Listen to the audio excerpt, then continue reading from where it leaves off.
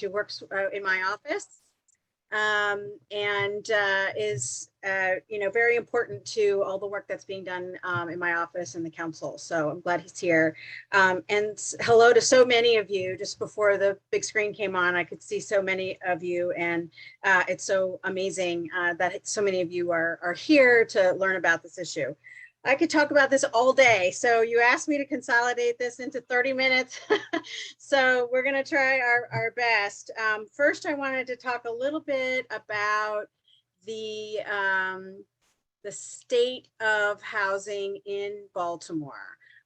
Some of you know these statistics, so I don't need to repeat too many things. At any given evening, over 3,000 people are sleeping on Baltimore streets. And given the eviction crisis, this is likely to grow. 50% of all renters pay more than 50% of their, I think that's supposed to be 30%, but pay more than 50% of their income on rent. When we talk about affordability, what we're talking about is making sure that there are everybody who has housing costs, whether it's a mortgage or rent, is only paying 30% of their income on rent or housing costs. And that includes BGE, that includes water, includes so many other things. So if they're paying more than that, it's an unaffordable housing situation. There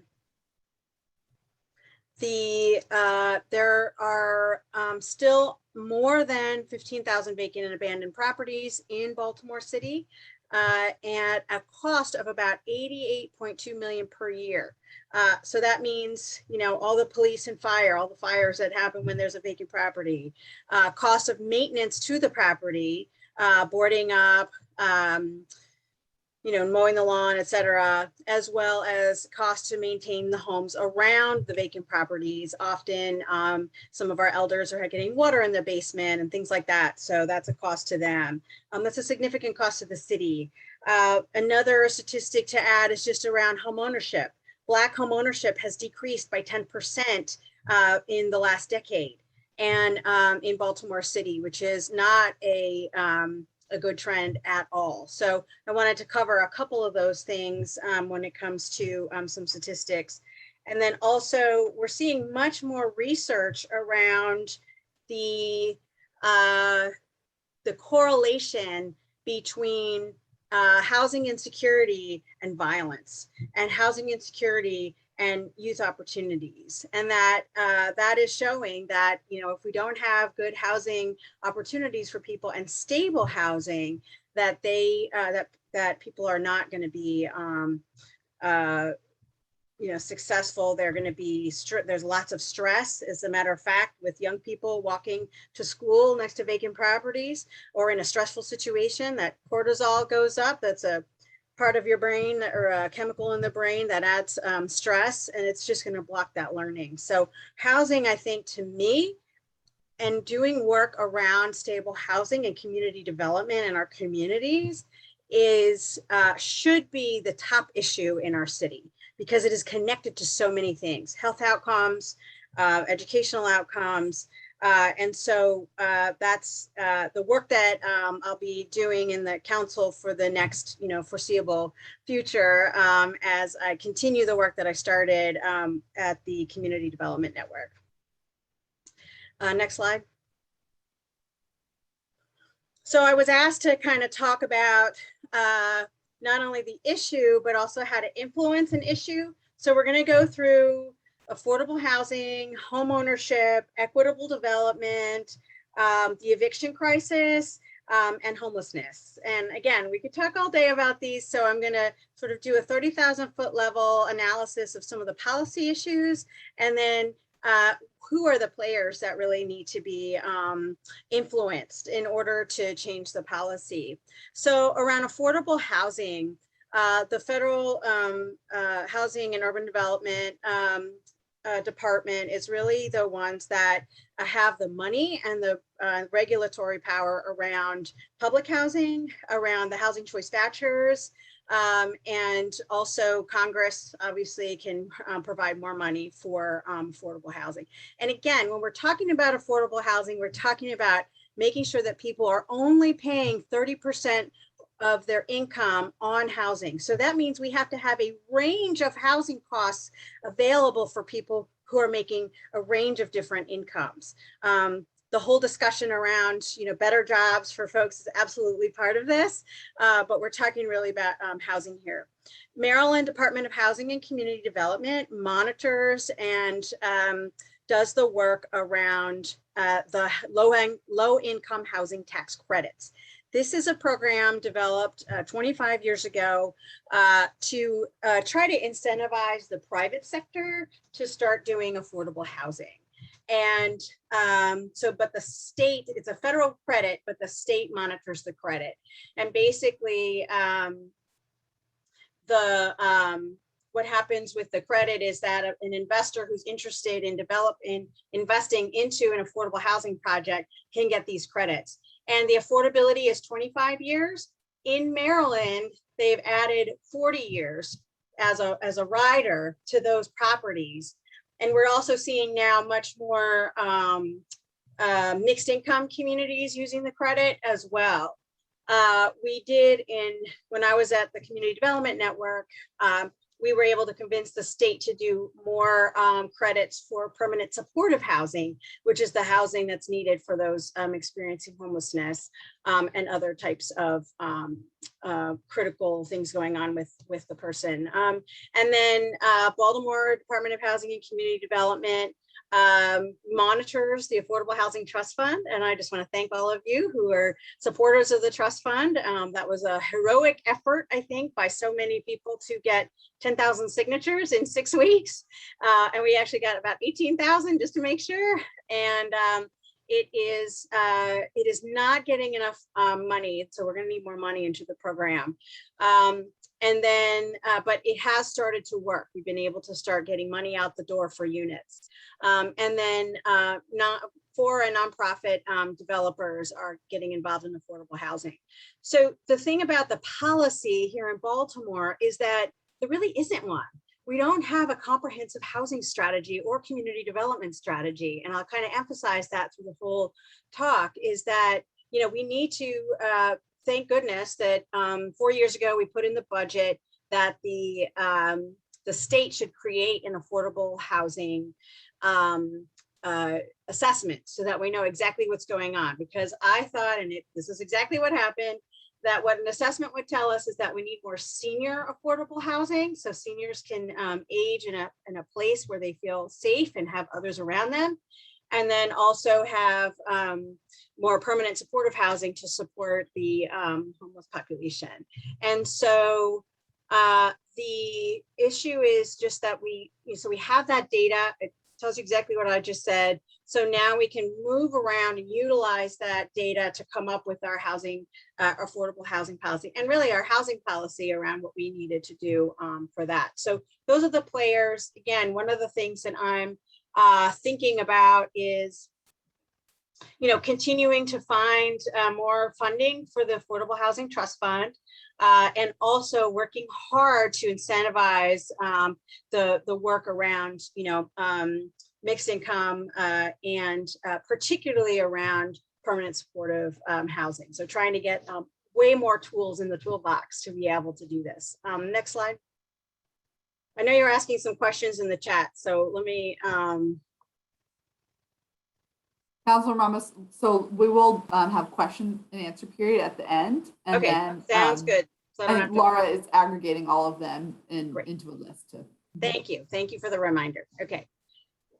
Renters' rights and rental assistance. This is where JUFJ has been very strong, and I really appreciate your advocacy. The HUD and Congress could absolutely do more to help to support renters. A lot of the rental, so in Baltimore, we have an interesting dynamic where we have people that are starting to develop rental housing, affordable housing, but we also have, developers that are just doing this for the money and not for the good of the, work, and also the landlords who have just been terrible landlords in our city. And those are the hardest to address, because in a building you can do tenant organizing, but if there's so many people that are in single houses and stuff, it's very difficult to advocate. So we do need some, I think, more. We should, especially in this rental crisis that we have and the eviction crisis that we have, we need more leadership from the federal government around the eviction moratorium. They have sent us a ton of money. We've got another 50 million, I think, that's coming for rental assistance. So that is a good thing. But I think strengthening the policies is going to be very important. The state of Maryland, many of you again went and advocated to the General Assembly for more money, but also we need to go to them for the moratorium, but also having right to counsel and strengthening the laws that protect our renters. We know that the property rights has shaped how our rental laws look like over time. And so that's why we don't have right to counsel right now. And that's why our system is the way it is. So we have to keep fighting for right to counsel. We have it in Baltimore City, but it's not quite funded properly. So again, thanks to you all for that important piece.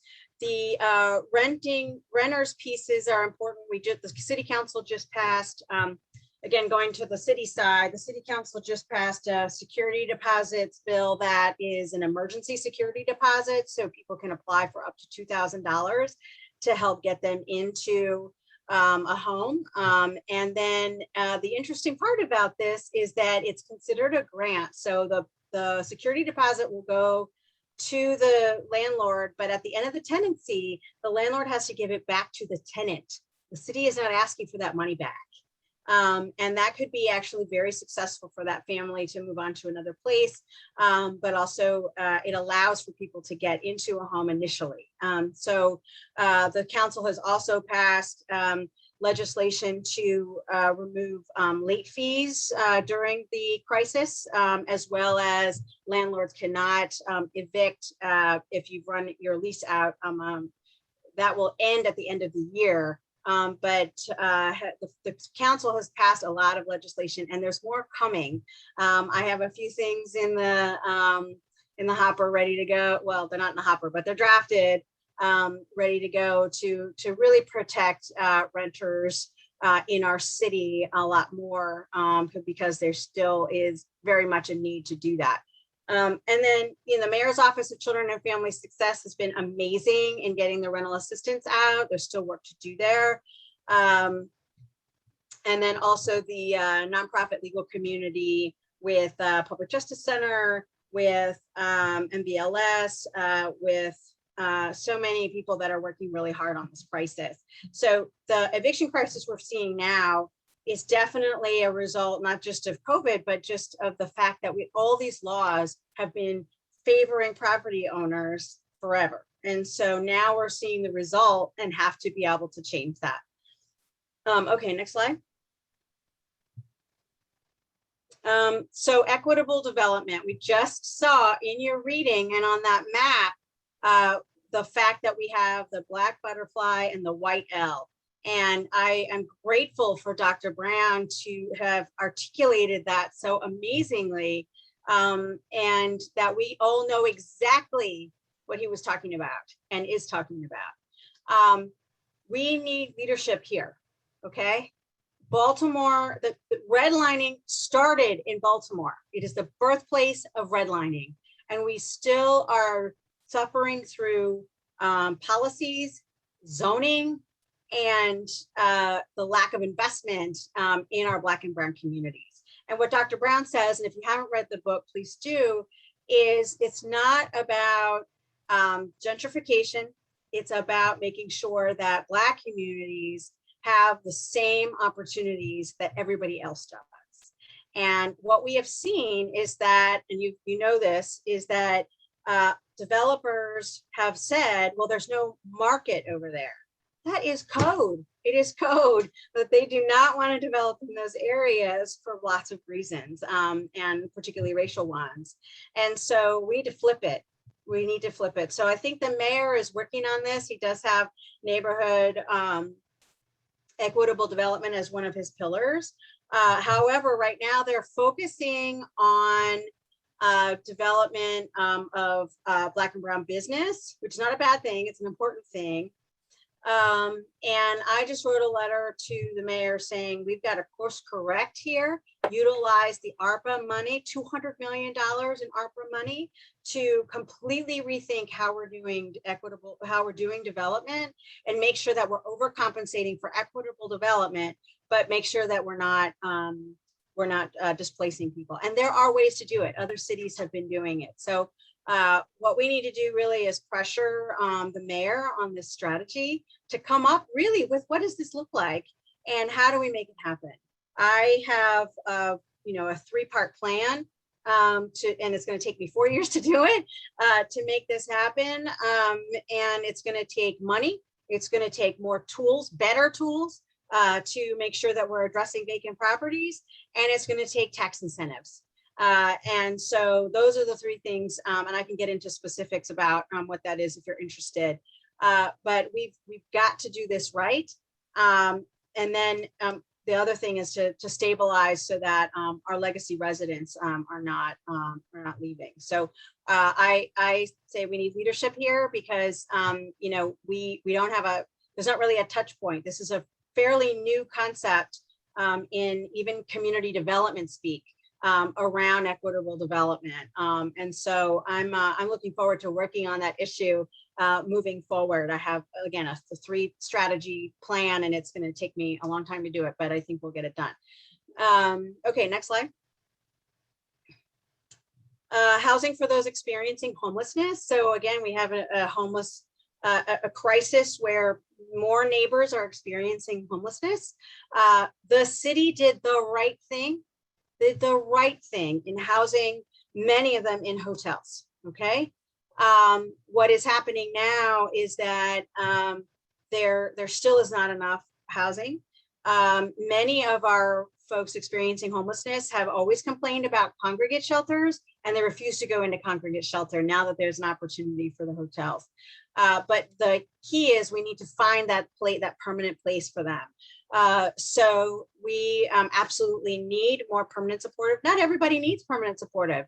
Some people may just need a voucher from rapid rehousing dollars, which is federal money, to get them to the first 3 months, and then they're good. And then other times we need a longer voucher. So part of my letter to the mayor was about a year-long voucher program that would work for people experiencing homelessness, people in ROCA that need stable housing, domestic violence domestic violence is going up significantly, as well as those seeking jobs. One of the biggest barriers to seeking jobs is actually stable housing.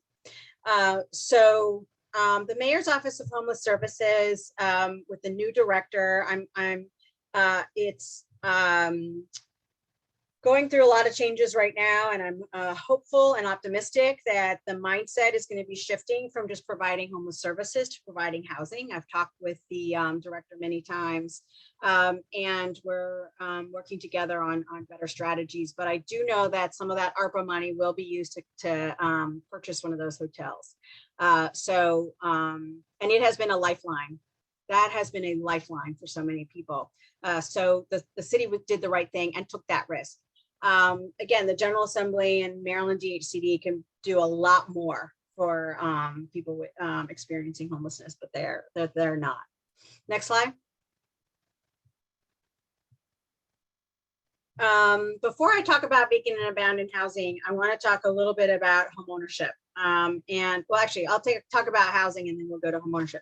So vacant and abandoned properties, I talked about that there's a lot of, there's so many vacant properties, and we have not made headway on this issue. We've been around, 15, 16,000 for years and years and years.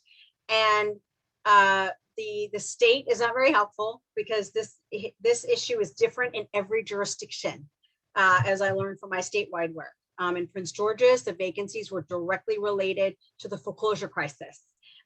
In Dorchester County, they are related to a similar crisis, but mostly they had tax sale properties and didn't have the right tools. In Baltimore City, it's all of the above. Our crisis is around people dying, and then Junior doesn't want the property. We have, landlords who are not taking care of the property, or property owners that don't take care of the properties. We have houses where the tax liens are very high, much higher than the value of the property. And then we have mortgage foreclosures. It is a pretty, it's a tough situation. And so we have to take a multi-pronged approach to vacant and abandoned properties. One is to prevent them, and that's through making sure that our older adults are able to repair the homes as they're living there and aging. I have a lot of people aging in place in my district. So as they're aging, that they are taken care of both with repairs to the home, but also somebody comes in and takes care of them medically. Also has a plan for the property after they pass.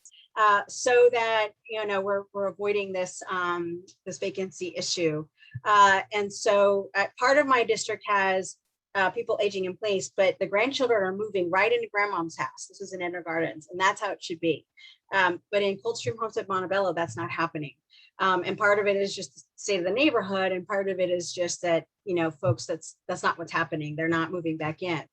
The other piece, of course, is to have much better tools to address vacant properties, which you'll hear about our work to create what's called a land bank that will work a lot more efficiently, effectively, and transparently to get houses back onto the property roll. So you'll see more of that. DHCD and the City Council really should be working and do work together. The state, all the governor did was give us $25 million a year for a few years just to knock down a bunch of properties, but then there was no plan for afterwards. So that I don't think was very helpful. I do think that the state can play a larger role in this problem. And then the last piece, I think I forgot a slide about the home ownership piece. Home ownership is very important because it's not only about increasing home ownership, but it's also about keeping people in their homes, both on the rental and but definitely on the home ownership side.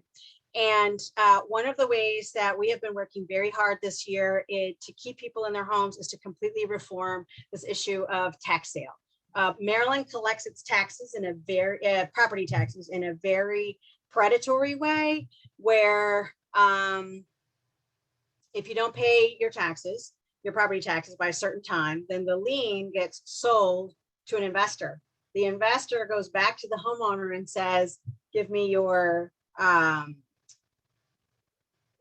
amount of the lien plus the legal fees, plus 12% in Baltimore City, 18% in the rest of the state. And this is a predatory practice. I mean, I have been working with residents that are just in tears with how much stress they have over $1,000 bill that, and it doesn't include water bills anymore, but property tax bills. And if we had just worked with them, to pay that bill, they wouldn't be in this situation. So basically, Maryland and Baltimore City abdicated its responsibility for humanely collecting taxes to get their money right away on that first day, on that tax day, which is about $18 to $20 million that they get. So they've been very unwilling to reform until recently, until this administration. And so I'm really grateful that the mayor has been on board with the calls that I and many of my colleagues have made to completely reform the system. I have 3 bills in to do some work on tax sale reform. The problem is we have to do most of it at the state level because it is the way that Maryland has dictated that we address property taxes. So you heard today that the mayor, well, I'll just back up and say in May, the mayor took out about 974 people out of the tax sale, those who were there for the first time. because of COVID, which makes sense. And I'm glad that he did that. They do still owe. So we are working to try to find strategies to make sure that they don't get into tax sale next year. And then he announced today about 500 people that these 500 people have been repeaters.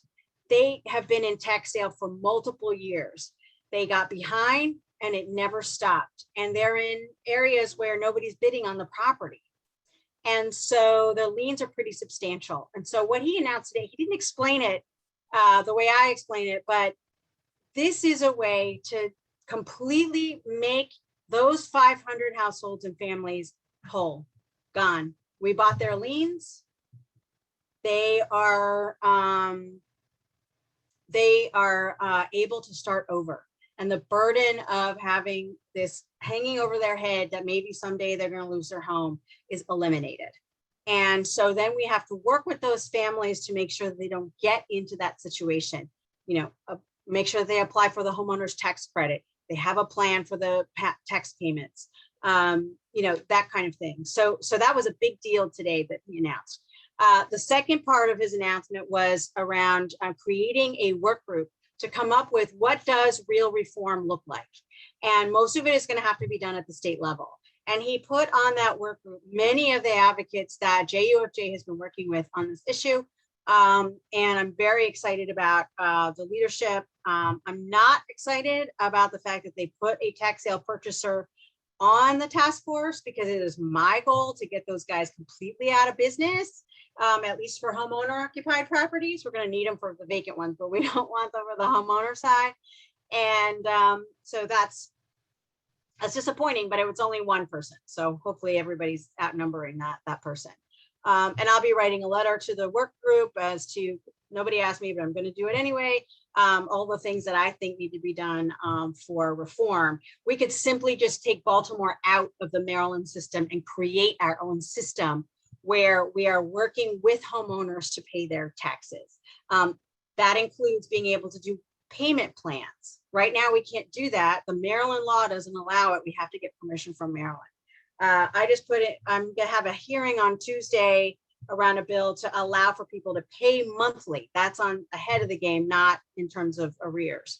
And also vastly improving the accounting system, because I can't tell you how many people have paid their taxes and still went into tax sale. It's just craziness. So we're working on the accounting and everything else as well. So it's the home ownership strategies that we have are really important. We absolutely need to invest in more affordable home ownership.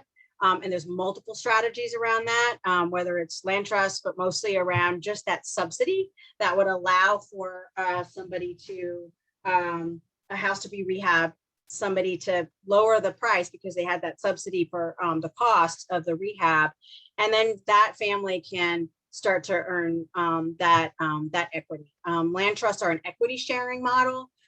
So it may not be as wealth building as normal. So that's kind of my overview of some of the big pieces of the housing crisis. Again, I could go through this all day, and we could go much more,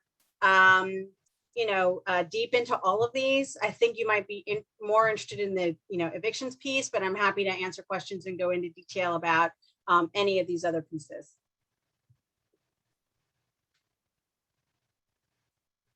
Thank you so much, Councilwoman Ramos. Hi, I'm Jen Cheslock, and with the JUFJ Community Building and Education team.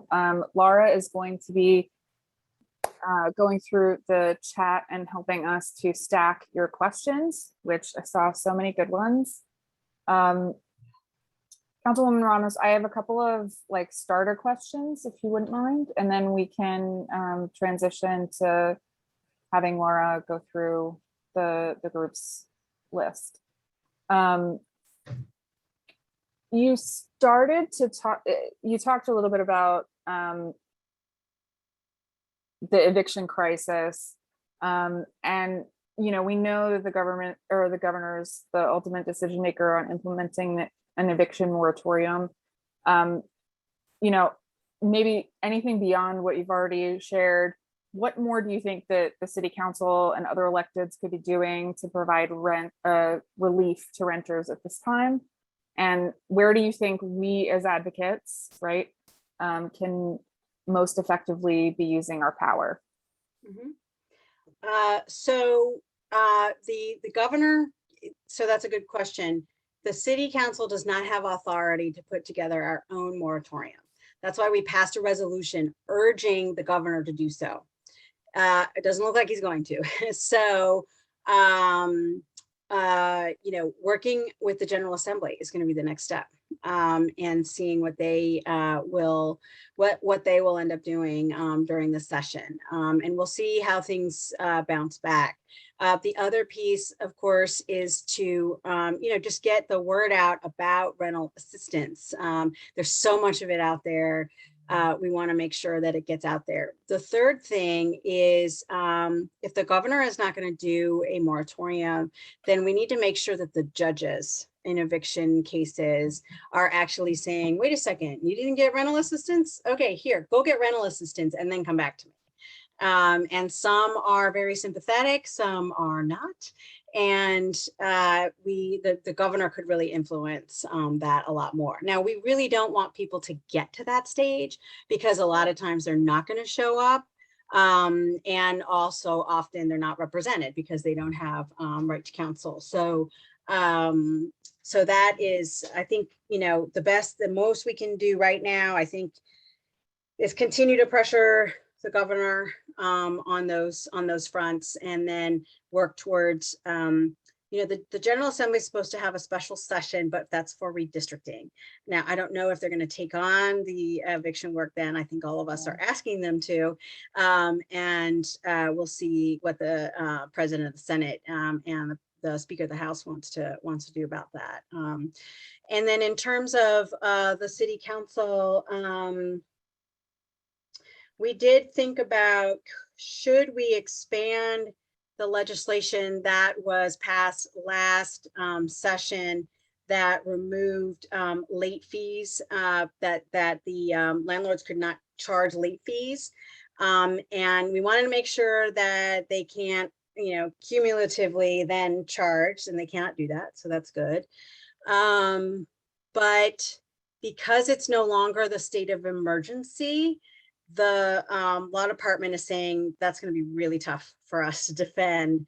I'm still thinking about it anyway, but there's because I think that's that is actually going to expire October 1st because it's 90 days past the state of emergency.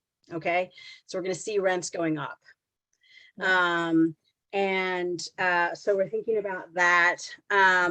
We're also have drafted a transparency bill to say that the landlords have to be transparent about how they are making decisions about who they're renting to. And that piece I think is going to be helpful as well. So there's still, you know, we may go back and renew Glover's, was it Glover's bill? The one where it was Glover's bill to make sure that people who need have rent renewal, that the lease renewal, that they wouldn't be evicted just because the lease has ended. That is going to end on the 31st of December. So we'll see where we are. I mean, I would imagine, unfortunately, well, I want to be optimistic. I'm hoping that more people will get vaccinated, our young people will get vaccinated, and then we'll be coming out of the crisis. But given what happened last winter, we may not be there, right? And so it may be like what Johnny O did in County Executive Oshevsky did in Baltimore County. We may have to reinstate the state of emergency, and that is the moment that we will go back to all of those bills and renew those quickly. Thank you. I'm gonna kind of switch gears just a little bit, and because I want to make sure we have time for so many questions that got stacked up. We know that some Baltimore landlords are not accepting eviction prevention money. One of those landlords was just highlighted in a Washington Post story. Can the mayor's office of Children and Family Success give money directly to tenants for relocation? What happens when someone no, they're doesn't working accept it?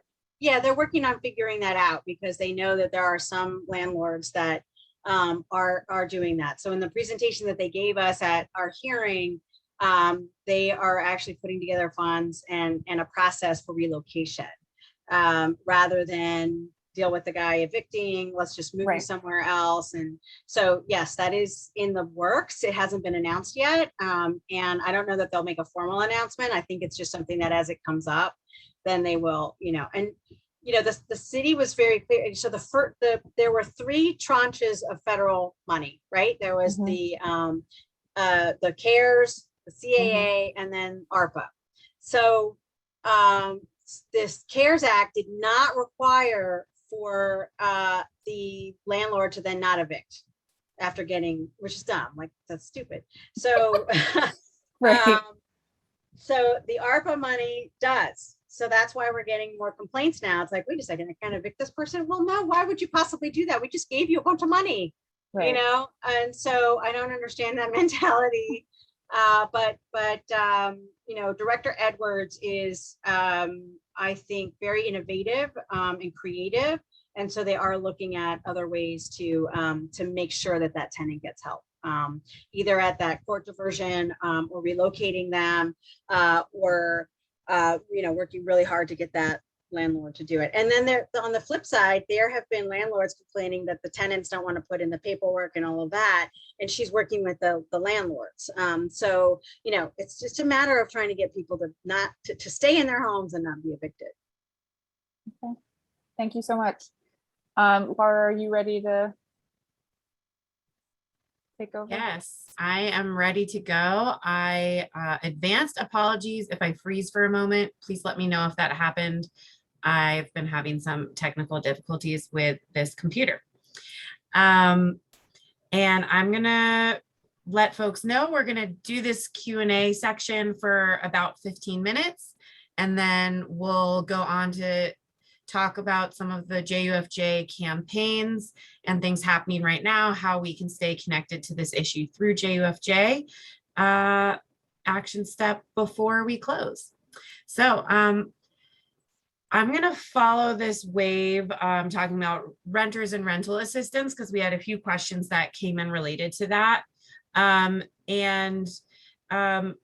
You spoke about the landlord who's refused the tenants the use of the eviction prevention fund. Do we know why landlords are doing this, or this landlord in particular? They are saying that they don't want to they don't want to have the option. They don't want to have the requirement that they can evict. They want to evict people anyway. They want their money and then they want them to leave. And that's exactly what it is. Okay. Even though it's a payment directly to the landlord, the whole idea is to make them whole.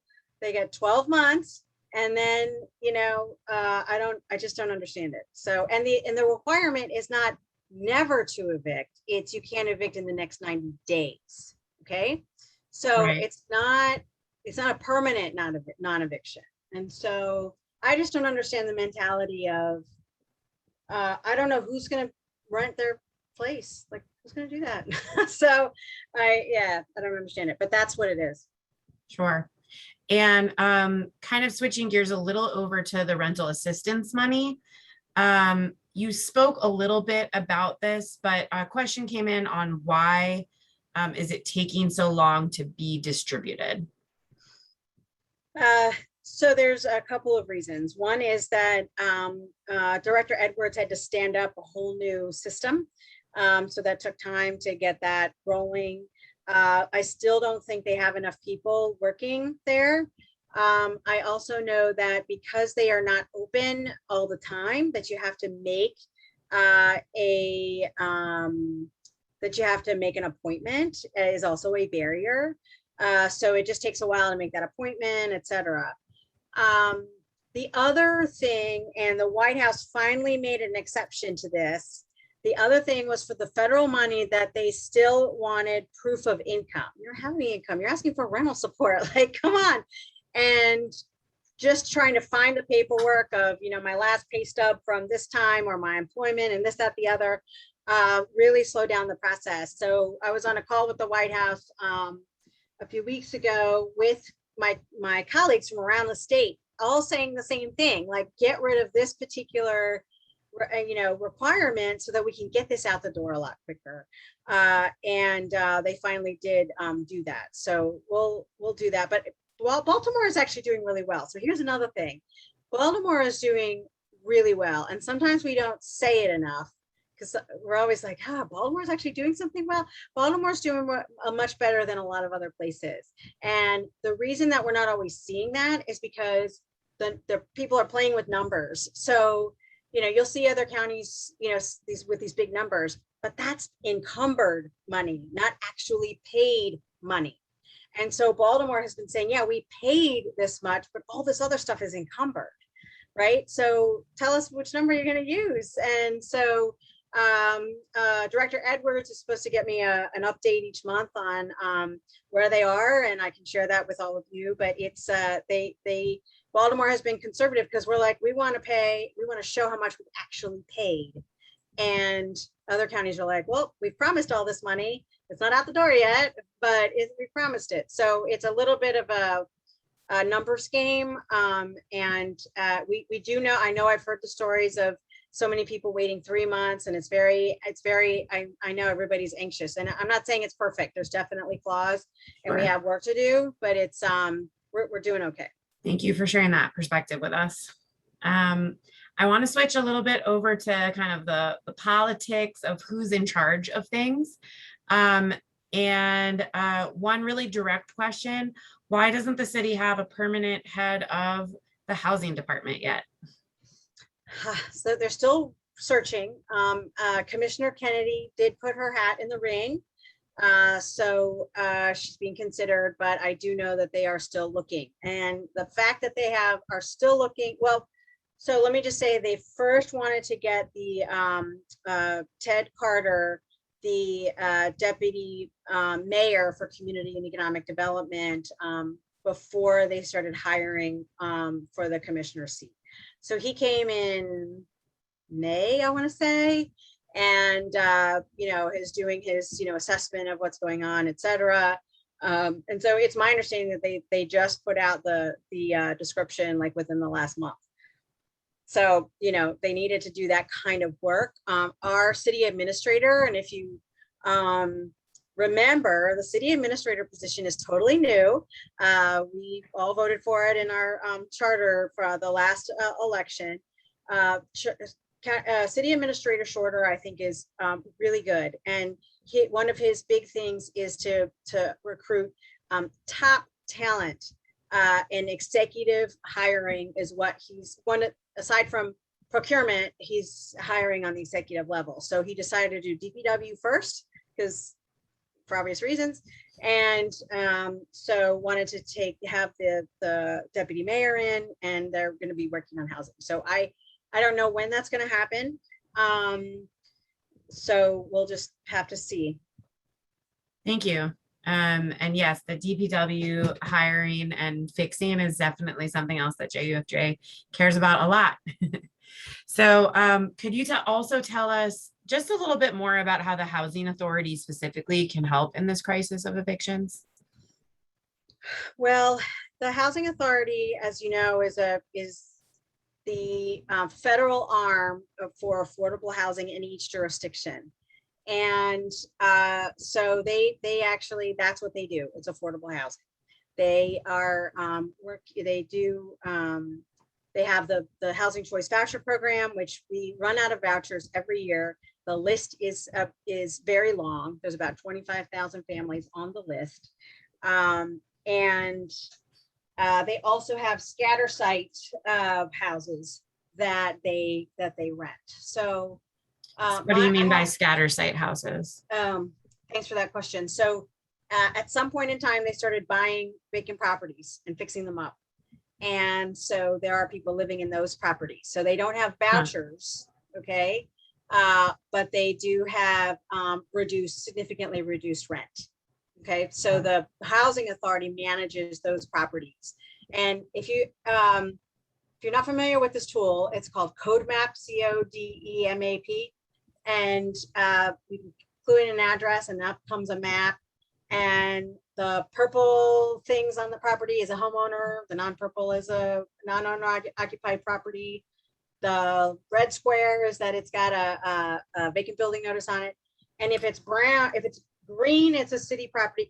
This has it all on there. If it's brown, it's an HABC scattered site property. So you can see where they are in various communities, and you can just guess where they are. Okay, so so they do, and they evict. I'm actually helping somebody right now because after 25 years, they're evicting her, and it's because of a neighborhood dispute. I don't want to go into details, but it's incredibly sad. And so in that case, they're not helping at all. Okay. Now I have not talked with the executive director for a while, so I don't know whether they're definitely not in the business of getting any more of those scatter sites. As a matter of fact, they're trying to just anything that they didn't rehab and that they own as a vacant property, they're just auctioning it off and trying to get rid of that inventory. So they're really trying to manage the voucher program. They're trying to address and the poor quality of what we call the projects that are owned by HABC. So what we have to, I'm not sure that they're going to help us with increasing affordable housing and helping with the crisis. What we can ask for is better quality as a landlord themselves. Because right now we're not seeing that they're adding units, and that now I will say it's a little complicated, but the low-income housing tax credits in Baltimore, you have to, if you're going to use the low-income housing tax credits, you have to have a partnership with HABC in order to have vouchers added to the property. So we are seeing more units provided that way, so that it's deeper subsidy when HABC is partnered with these, housing developers. So I'm there is really- some of that happening. I'm really seeing what you were saying about how there's not like a unified housing policy in Baltimore, because everything you just threw at me, I'm like, wait, which, developer or authority is in charge of which thing? And now there's this voucher and, versus rental assistance versus, that's a lot. The housing choice voucher, housing choice voucher is your Section 8 voucher. Right. Same thing. Yeah. Yeah, sure. Okay, so let's talk a little bit about vacants, because we just have a couple of minutes left, and we got quite a couple of questions about that. And do we know, is there like an owner or a few who are the largest owners of vacant properties in Baltimore? So the Community Law Center actually sued one of the big ones recently, within the last 10 years. I will tell you, it's just really hard to tell, because in Maryland, we have single member LLCs. So, these people could, create, 2640 Gorsuch Avenue LLC, 2642 Gorsuch Avenue LLC, and we wouldn't know, because the LLC hides the ownership. Even when you go look at their HUD-1, the personal property tax, personal property return, it doesn't show the name of the owner. You have to dig. I fought this battle in Annapolis and we lost, okay, to try to, get transparency. My colleague, Chris Burnett's bill last year that they just implemented tries to uncover that. You can go to a vacant property and it's got the QR code, and DHCD has been able to dig a little deeper to find exactly who the owner is. I haven't looked at that data to see if we can find some trends, but we're all trying to find all these workarounds.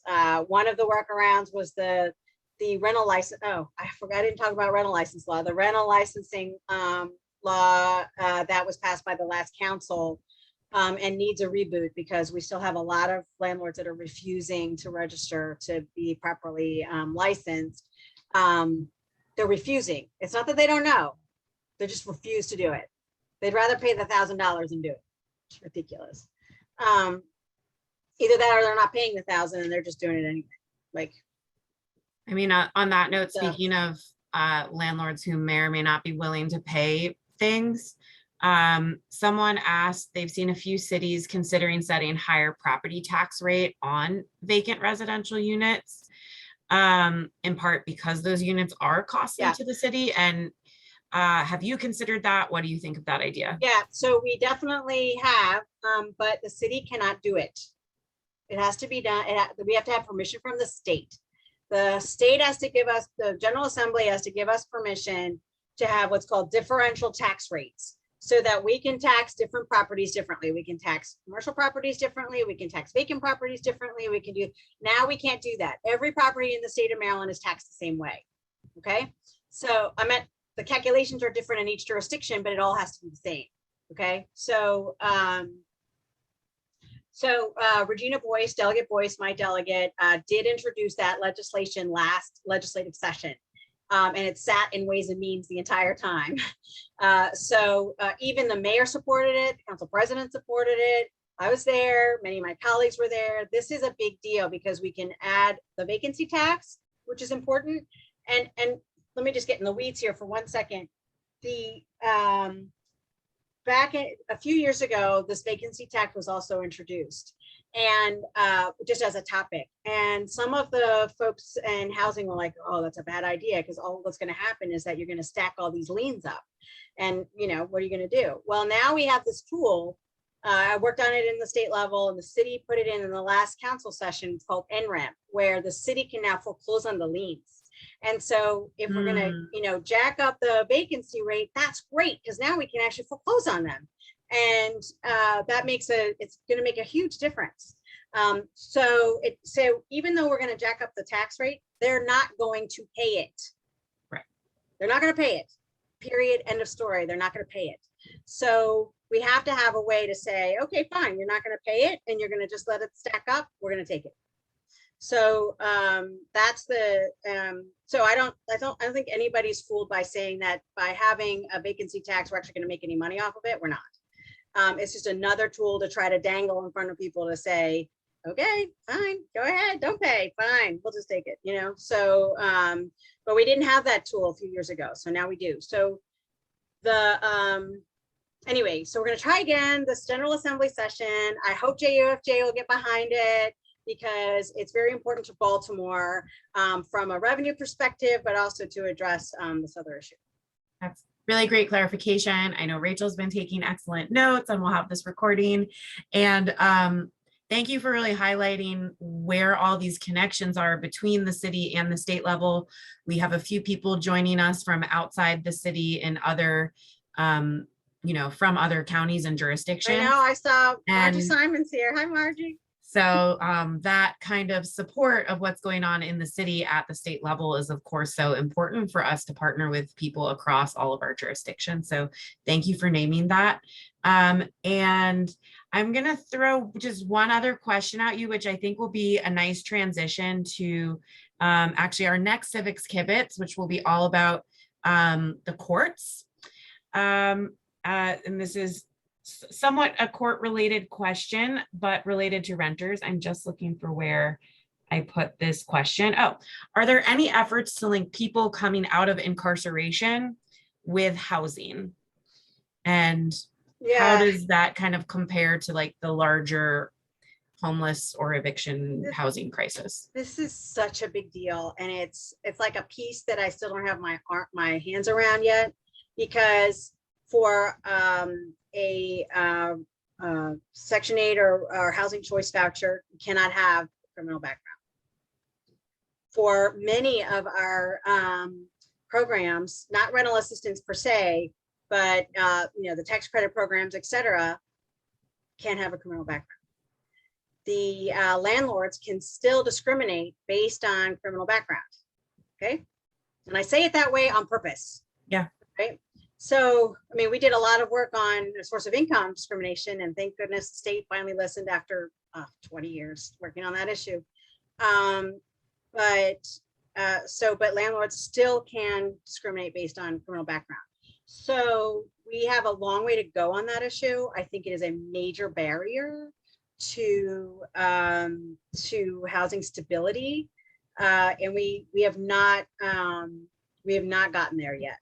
My colleague, Councilman Torrance, his parents are formerly incarcerated, and he thinks about this all the time. So I'm gonna, work with him on what does that strategy look like, and it may be changes that we have to make at the state level again, because that kind of thing does happen at the state level. Well, thank you so much for joining us this evening. We can give some silent applause for Councilwoman Ramos for being here with us, taking time out of your evening. I know there were several questions that we did not get to this evening, and hoping it would be okay to send those your way for any type of response you will have the time to give. Yes, anytime. I'm really honored to have been able to come today, and thank you so much for asking me. And again, as you know, we can talk about this all day. So if we wanted to have another session, I'm happy to. But there's so much, and I'm just really glad that JUFJ has really taken on the housing work as part of your work. I think it's critical to have you there. So thank you. Much appreciated, and thank you for joining us. It was great to have you. Thanks for coming to our Sukkot.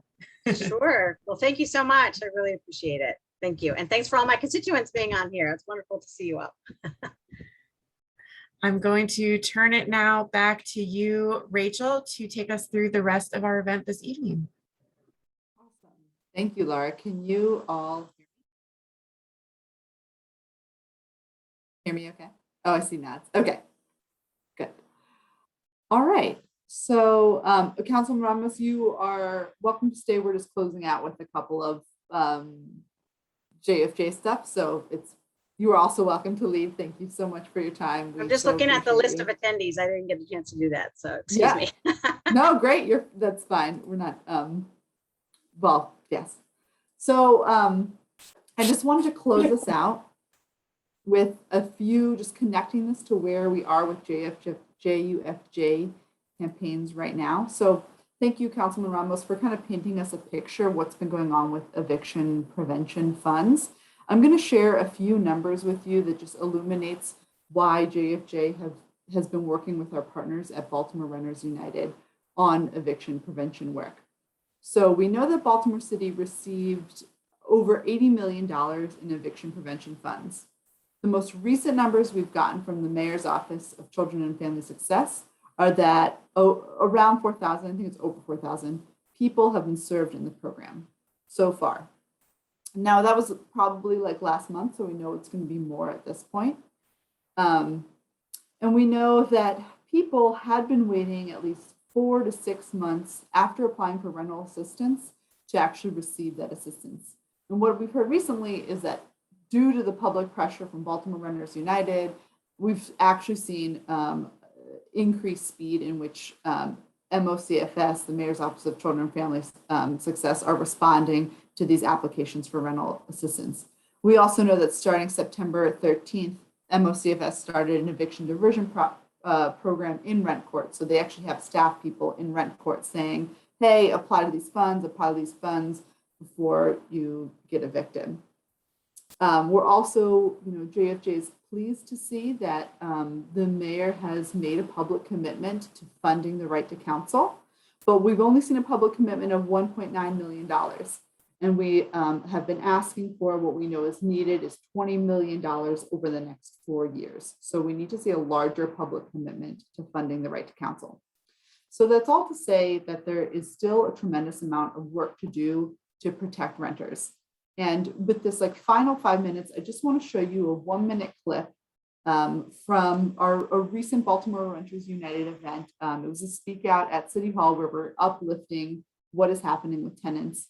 And in the spirit of Sukkot, in keeping with this theme of inviting guests into our Sukkot, we're going to invite Woogie Jackson to join us.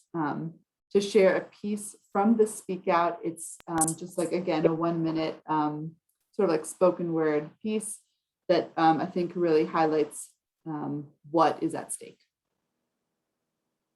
Boogie Jackson of Communities United.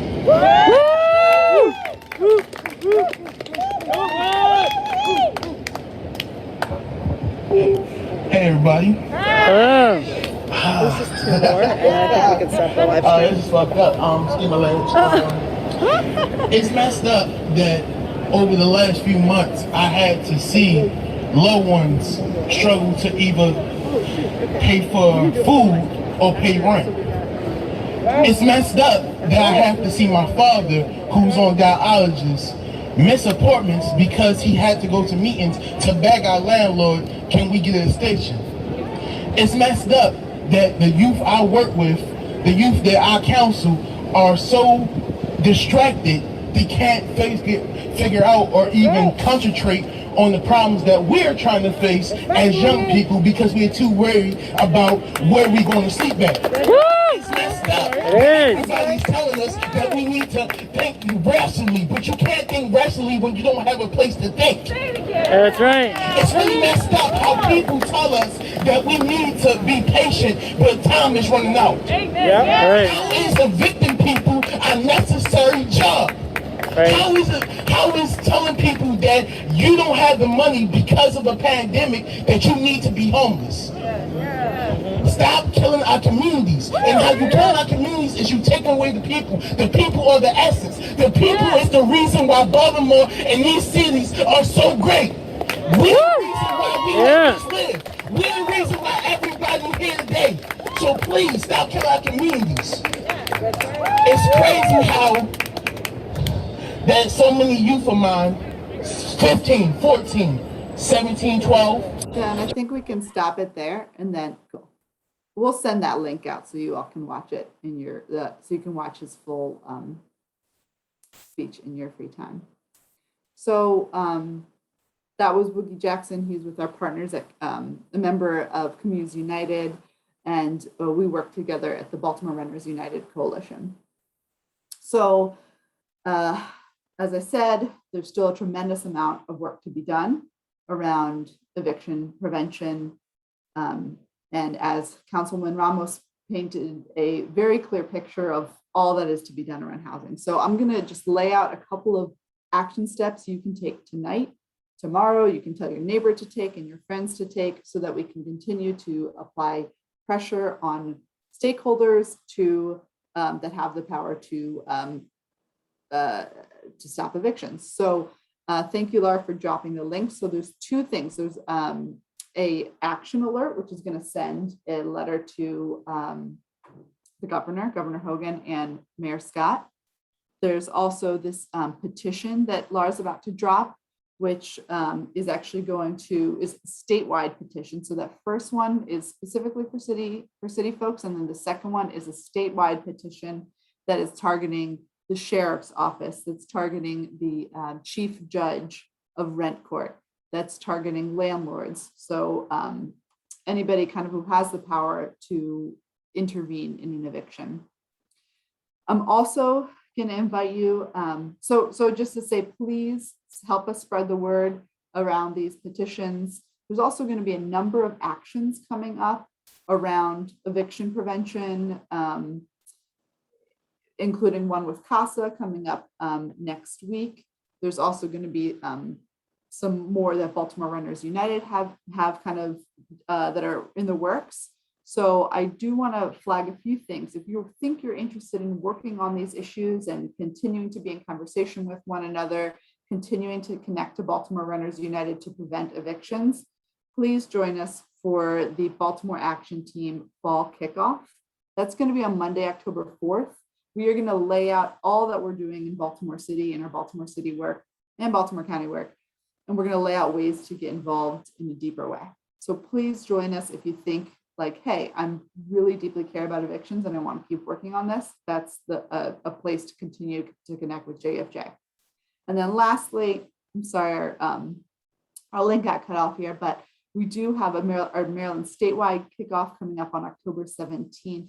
And that's going to lay out all of our priorities for the legislative session coming up in, coming up in January. I also want to add that the Baltimore Action Team is the team that's going to kind of take everything that Councilwoman Ramos presented to us today, all the different actions that she laid out that we can start to think about starting to take, and we can weigh like how we as JUFJ want to work on those. And that's sort of like where the rubber meets the road. So again, really invite you to join us for the Baltimore Action Team. And then the next slide, Jen, is joining us for the Community Building and Education Team. If you enjoy this event, you enjoy being in conversation with one another, Jen, Laura, Phil, and myself need you. Come and join us. We want your ideas. We want your energy. We want you to help us plan events like this. So email me, let me know, or Jen or Laura or Phil, if you would like to continue to work on these events with us. And then I'm just going to leave you with one final thought is please fill out that commitment card if you haven't already. It just really helps us get a sense of what you liked about the event, what we can be doing better, what type of programs we should be offering, and where we can expect to see you in the future. So I think so. Thank you all for coming. I don't think Councilman Ramos is still here, but if she is, thank you so much for your time. And as Laura said, what we're going to do is email her all of the questions we didn't get to today. So we will hope to get answers to those, and we're going to follow up with you all with all of these links, with a link to the presentation and answers to her questions that we didn't get to talk about. And that's all I've got. Thank you, Rachel. Chag Sameach and happy Sukkot to all who celebrate on this call.